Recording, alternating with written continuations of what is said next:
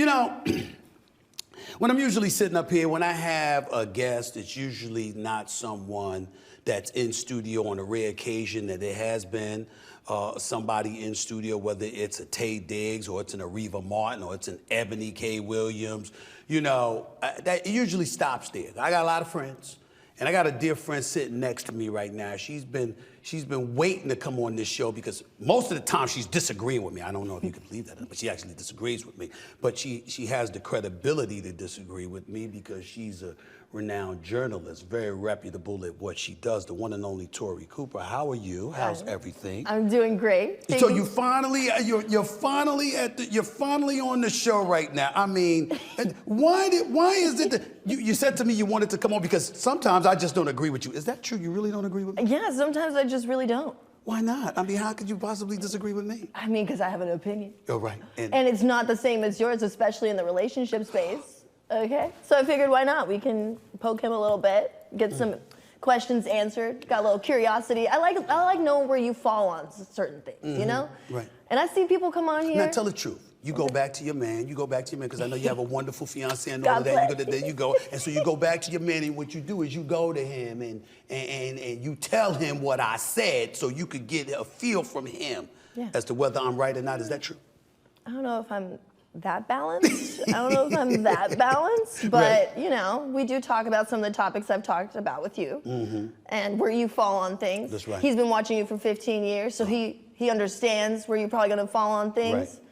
But he's a little different than you. He's a little different? He's different. How's he different? I mean, pray tell. Oh, tell. yeah? How's he different? Well, for starters, he's a bit younger. Okay. Okay. Damn. Okay, so I'm old now. Old now. Hey, now okay. you want. Okay. We'll go with that. Let me ask you this, because I want you to tell the audience before we get into, because I got to get to you about what you saw with Chad Ochocinco, along with a couple of other topics. Okay. Just give some people your background, because I don't just let anybody. I know I let my knuckleheaded nephew, but I love him to death, and he is smart, he is talented, and I love him to death. But you know, you are a seasoned journalist. I want you to tell people about your background. Yeah, so spent 10 years as a news anchor and a reporter, working from the back of the camera all the way to the front of the camera. Started off in Denver, played soccer, Division I soccer. Okay. I played for the University of Georgia, University of Colorado Boulder. Right. And then, you know, after that I had some professional soccer opportunities, and then I realized that I didn't want to do that because the news came calling as a sports reporter and intern. And I said, look, I'm going to just take this and run with it and never look back and hang up my soccer cleats. And then so from there, I essentially took off with it. I started behind the scenes as a camera person. I went to cover Peyton Manning as he was winning the Super Bowl in Denver, and then applied to a bunch of jobs, and then landed my first TV job as a sports reporter and anchor in Washington State. Okay. I was filming my own highlights, editing my own highlights, doing my own, but then I had some guys coming for my job in a small market. The weatherman wanted my job. I said, I'm good. And then I had guys just macking on me at games and, you know, names I will not name in the NFL who were very disrespectful. Wow. And I said, I'm good off this. And then you have people saying that, you know, you didn't say it right. And I'm like, look, the paperwork and the documents say I'm right about this homicide, you know? And so I transitioned into news, fell in love with it, fell in love with crime, investigations, politics. And then, I got moved to Bakersfield I was working as a MMJ, multimedia journalist there, shooting all my own video, all my own stories, editing everything myself. And then I, you know, rose in the ranks, became the anchor in Bakersfield, California, which is like the armpit, everybody knows that. And then I got my call in Atlanta. Started off again as my own cameraman, my own editor and reporter, and going live by myself, shooting 2 stories a day on a deadline. And eventually I worked my way up to the anchor and became the anchor at CBS News in Atlanta. And it was great. And, you know, things changed. You know, I had an opportunity for, you know, to elevate there, but overall, I felt like it was time to move forward in a different direction. But Gotcha. 10 years of covering crime, politics, sports. I've just traveled with the Hawks most recently along the road with my boyfriend. Okay. Actually, that was fun. Okay. He's on the news too. There's nothing wrong with that. But let me ask you this. You brought up the NFL real quick and how you didn't like how, folks approached you in the NFL. How do you feel about the modern day athlete? I mean, in terms of what you're seeing. I'm not even talking about them on the field. I'm talking about people with their own podcasts, their own platforms and stuff like that. How are you feeling about the advent of that industry growing in terms of professional athletes having a voice and a microphone and a camera in front of them? I love it. Because? I love it because use your platform, use your voice. Don't just be an athlete. Show that you have more depth. Show that you have an opinion in these rooms. Be welcome on any topic, but make sure that you come correct with the evidence to back your perspective, period. Okay. But I also think that many of these athletes are not recognizing the moment. At the same time, if we just talk about this Chad Ochocinco moment, yes. You recognize your platform. People love you, people enjoy you, you have a great background and stuff, but when you start talking about relationship stuff, you can lose respect very easily. How? Explain that. I mean, don't get me wrong. I wouldn't advise that Chad Ochocinco go out there and talk about himself too much. But in the same breath, one would argue no harm, no foul in the YouTube age and what have you. People find that very, very entertaining. Of course, but when is it a private partnership? Like, when are we going to get back to that? When is it private still? Because that's been private for a long time. What's the biggest power move, Steven? You tell me. Silence. I agree with that. Silence. I mean, that's how I flow. Yeah. But for some men would say that not being silent actually works for them. What do you say to that? I mean, by the way, let me transition. Hold on. Wait. There are a lot more women talking. Yes. I mean, usually it was supposed to be the ladies that insisted upon you shutting your mouth. Now you got a lot of them telling their business. What's up with that? And I'm gonna side with you on that. It's pretty inappropriate, some of the things that I'm seeing, and not just from celebrities. As we're talking about Chad Ochocinco's ex-fiance. She has an incredible resume. Spent 13 years as a paratrooper in the Army. Has a real estate empire for selling luxury real estate in Tampa. So she also has her own power that you can keep, and you don't need to go out online and be shattering your man. And she was on there talking about him. Exactly. Right. That's what I'm trying to tell you. I've been more disappointed in the women that I've been seeing online, and not enough people talk about that. Because honestly, I have friends doing this. I have friends that have millions of followers, millions of followers on Instagram, killing it, just baddies. But they're posting screenshots of relationship stuff. They're saying, look who he flued out. I'm like, take this down. Right. Take this down. And when you tell them to take this down. So I don't Tori, always tell them to take it down. Why don't you? Because they're too sensitive and they can't handle it. And I will not even drop names right here because they can't handle it. So you're telling me Some that of if the you went to one people. of your girls and you said to them, look, take it down, it's none of nobody's business, they would take that to heart and their feelings would be hurt over something as simplistic as that? Look, not everybody has the wherewithal to move with that level of decorum, and you just got to recognize your friends where they at. They bring certain talents to the table, and they don't bring certain things that they maybe need still, and they need to. You can tell someone not to date someone, but at the end of the day, they're gonna date that person. You know what I mean? I can tell you not to post something, but you're gonna post it. What's your criteria for a man? Okay. What's your criteria for a man? Number one.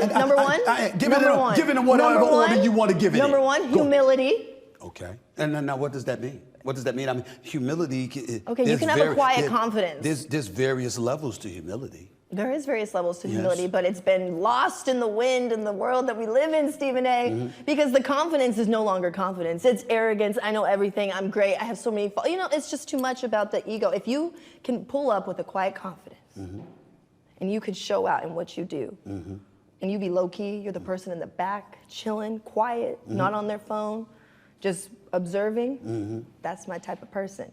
Is that how your man, dare I say, endeared himself to you? Did he have a quiet confidence? Yeah, very much a quiet confidence. Right. And he had every reason to be cocky. He's handsome, he's smart, he's elevated. He brings it all, you know, and he has every reason to be cocky and rude and mean and, you should be chasing after me. And that was never the case. It was someone like, hey, I know what you do. I respect what you do. In any way I can elevate you, I'm going to elevate you. So after humility being step number one, what's step number two? Family. You have to treat your mom right. Okay. You have to treat your That's mom automatic. right. I mean, any man that doesn't treat his mama right, you just look at. I mean, even I'm a heterosexual. Even I look at a man that don't treat his mama right. Strange. But I do want to talk about something because we need to honor our black men when we can.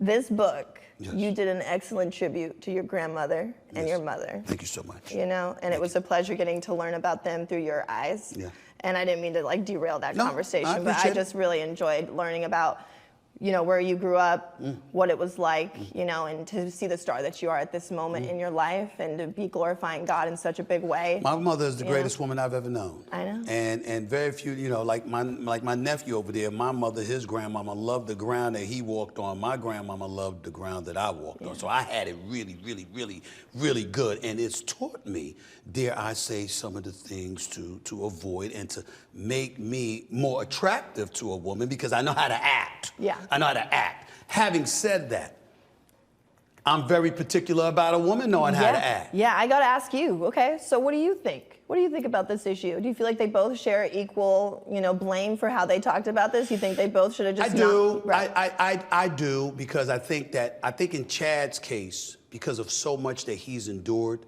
I know what he's had to overcome. I know some personal things about him that the typical person wouldn't know and what he had to go through. Right. And so for him to work so diligently to get through all of that, I just don't want him putting himself in a position where he's reminding folks of stuff, but I got so much love for him and so much appreciation for how far he's come, and I respect him for that. But I also think that he's an entertainer. He's absolutely phenomenal at what he does. I love him with Shannon on Nightcap. I love what they're doing together. Yeah. And most importantly, you know, Chad is one of those dudes that he want to make people smile. He want to make people laugh. He wants to have a good time. And you got a lot of ladies out there, dare I say, they seem harder than they've ever been. Yeah. And when you talk to them about it, a lot of the ladies will say, it's because of y'all, you men, you've done this to us, as opposed to owning up to them just choosing to be that way. Okay. That would be my answer to that. Do you have a problem with what I just said? Speak it. You know, I'm soaking it in. Well, let's just say this. There's nothing wrong with saying, Stephen A., you're right. There's nothing wrong with that. No, I agree. I agree with what you're saying. Okay. I feel like they both share equal blame here. Okay. But I do agree that, you know, don't give people a reason to reminisce on the past and the, you know, with Chad. Right. You know, I think that's a fair take. You sent me a text. Okay. Because you want to make sure that there was a couple of subjects that you wanted to touch on. Ooh. You know, when you paid the visit to the show. So I was like, okay, I mean, I'm down for it. I was a little nervous, you know. I'm a little nervous because, I mean, I'm like, so Tori could come up with some stuff now. This is a professional journalist here. She could try me, you know. So I don't know. But you brought up something about open relationships or something, open dating. Could you explain that and what you wanted to get, what you wanted to hear from me about with that?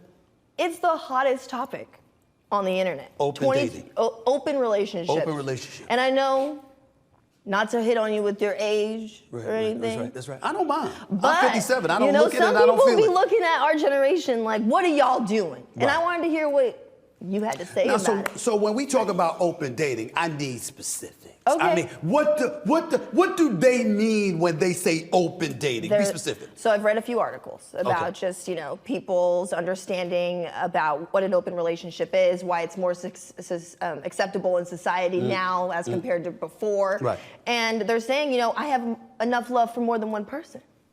So what do you say about that? You feel like you got enough love for more than one person? I do, but it's not how I roll. I mean, I'm the kind of person, I'm in a relationship or I'm not. So if I'm in a relationship, my attitude, it ain't no damn open relationship.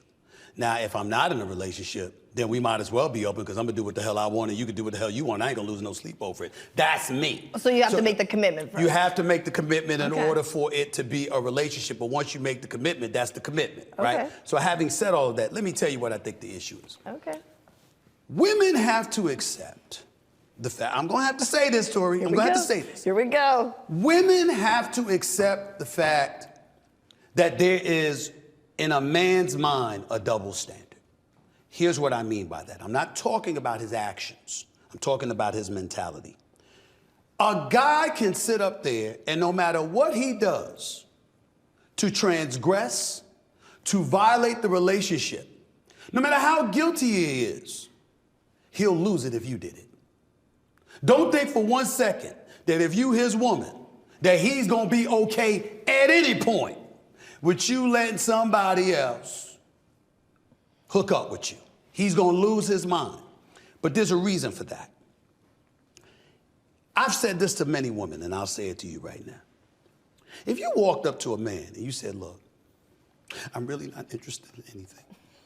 I really just, I'm about Where myself. is this voice coming from? Where is this voice coming from? Why does it sound so vulnerable? It sounds very vulnerable and weak. It sounds vulnerable. It's giving vulnerable and weak. It's giving vulnerable and weak. This is what I'm saying. If a woman comes up to a guy, all right, and she says to a guy, I've been through a lot. I don't want a relationship. I want us to have a good time when we have a good time. And then when we don't, you do what you want to do. I do what I want to do. Ain't a man alive turning that down. He got no problem with it. You understand? Zero. I know a few that might turn it down. No. Wait a minute. Okay, fair enough. I shouldn't speak in definitives like that, but most men are not turning that down. Okay, that's true. True. What I'm saying is that even though you said that to him, he won't turn that down. You come up as a woman to him and you're saying that to him, he's cool with it, right? Mm-hmm. The second there's any kind of commitment whatsoever, all of that changes. Because he's thinking, my woman, the woman I've chosen to be with, the woman that I want to be committed to wouldn't do such a thing. This is why most guys lose it, because they never anticipate that the woman that they've invested in would do something like that. Yeah, but... Whereas we know, as men, that's a potential that we have to work against.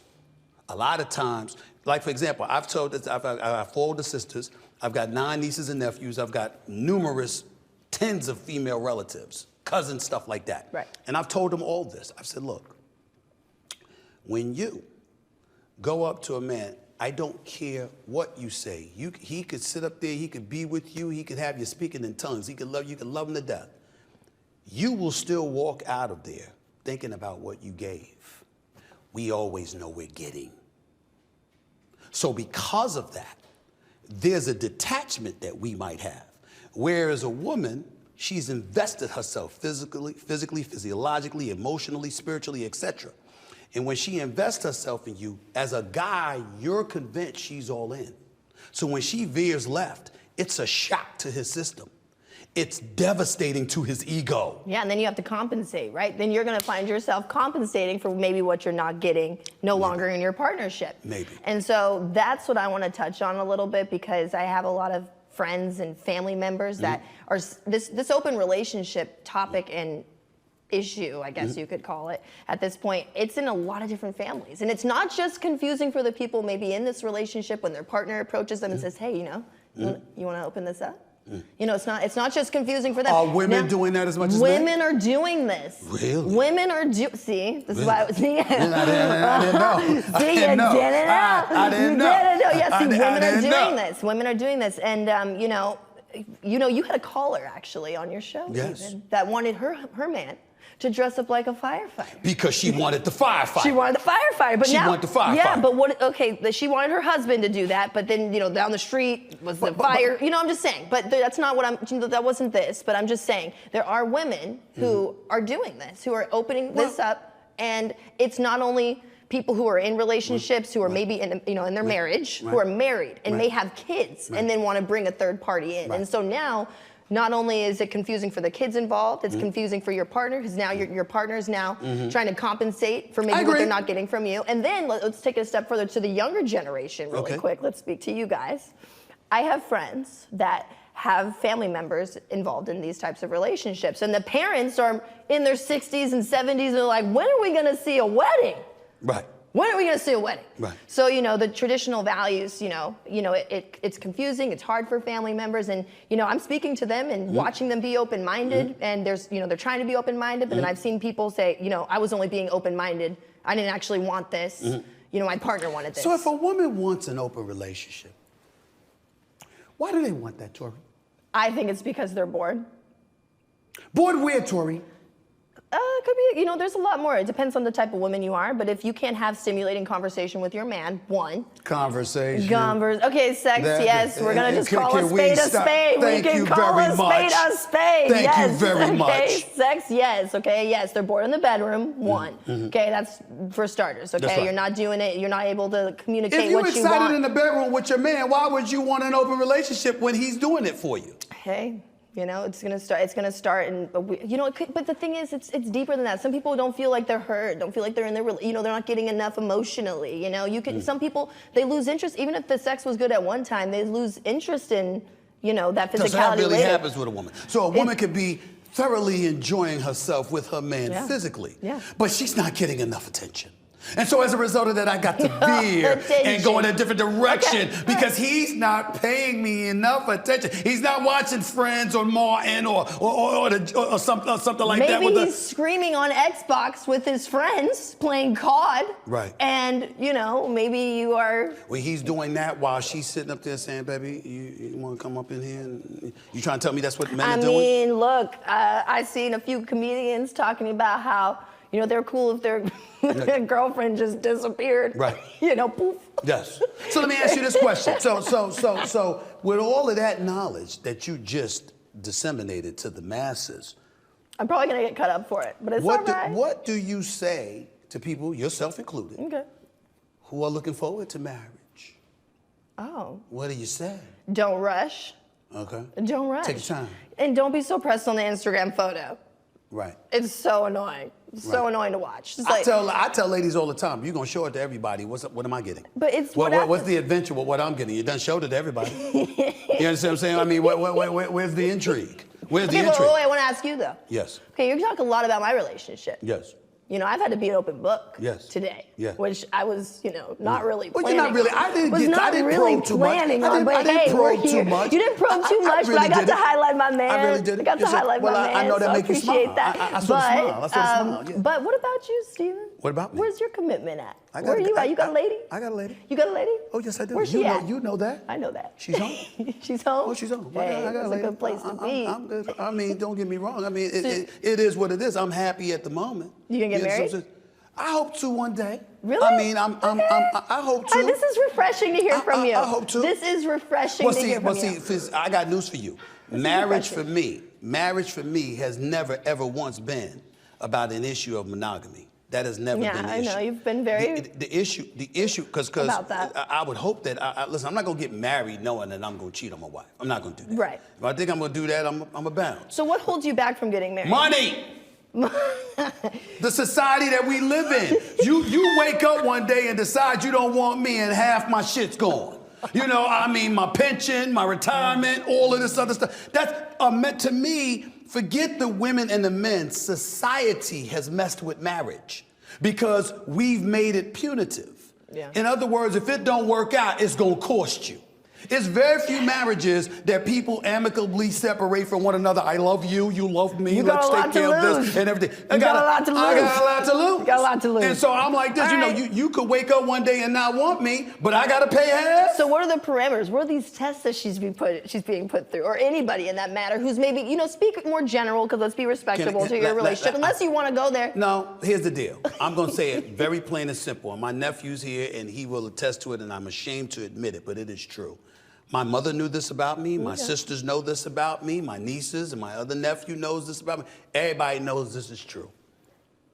I'm going to be very, very comfortable when I get married. You know why? You going to be old? No. You going to be old? You got mad? You ain't got nothing left. I know you love me now. I'm going to tell you. I'm going to tell you why. I'm going to tell you exactly why. Because look, I'm old and gray. Are you ready for this? Ain't going to be old and gray. Okay. Because I'm going to have a lot left. You're a deferred contract. Here's the deal. I will have put her through hell. Oh, here we go. Here's what I mean by that. Anybody can act right when everything is good. Where's the adversity? Where's the stress? Where's the strain? This easy path to prosperity. So it's not stressful dating you? It's not stressful dating you? Is that what you're saying? It is stressful dating. Okay, yeah. That's part of the Right. process. Okay, yeah, it's part of the process. It's part of the process. It's part of the process. On purpose. Because it's like, I don't So want... I need to stress you out. I'm going to come here and I'm going to stress you out and see how far I can push you. But you don't lose someone doing that. Here's the deal. I'm not playing games, though. Here's what I mean by that. Right. It's not like calculating and playing. Okay, all right. It's just a level of defiance. Like, you roll up in my life, there's certain things I'm going to be hard-headed about, naturally. Okay. Why wait until we marry for you to find that out? I'm going to show it to you from Jump Street. No, good. I'm going to be hard-headed from now. I like the transparency. I'm going to be a pain in the neck from now. I'm going to be this. I'm going to be that. I'm showing you this is what you getting. Okay, and you're going to have to learn, yo, this is my man. That's what comes with him. And some women have had a difficult time dealing with that. They departed and, you know. Their flight left. And I think that they flew out and then flew back home. That's what it is. So how's she doing? How's she doing? How's she meeting these moments? So far, so good. Okay. Hey. We got to go to break. Okay. All right. We got to go to break. Let's see it. We got to go to break. You're trying to get all into my. You guys get me in trouble right now.